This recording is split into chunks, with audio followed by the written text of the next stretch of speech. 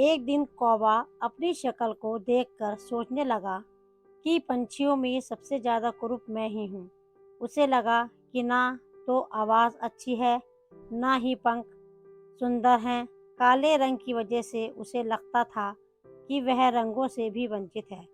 ये सारी बातें सोचने की वजह से उसके अंदर हीन भावना से ग्रसित होकर दुखी भी रहने लगा।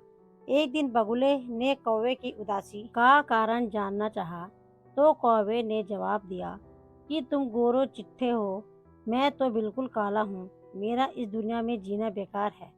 बगुला ने कौवे से कहा कि दोस्त, मैं कहाँ सुंदर हूँ। तोते को देखो, हरे पंख और लाल चोंच, काश मेरे पास भी ये सब होता। बगुले की बात सुनकर कौवे को सुंदरता को जानने की इच्छा हुई।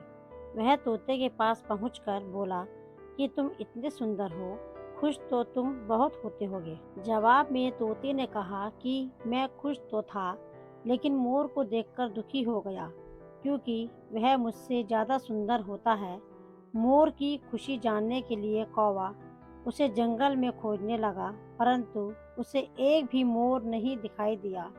जंगल वालों से पूछने के बाद पता चला कि मोर को चिड़ियाघर वाले उठाकर ले गए हैं।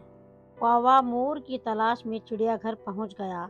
वहां पर उसने मोर से उसकी सुंदरता पर चर्चा करनी चाही, लेकिन मोर उल्टा रोने लगा। उसने कौवे से कहा कि ईश्वर का धन्यवाद करो जो तुम सुंदर नहीं हो, वरना पिंजरे में होते। कहानी की शिक्षा: कौवे को अपनी गलती का एहसास हुआ। उसे समझ आया कि ईश्वर की बनाई चीज़ों पर सवाल नहीं करना चाहिए।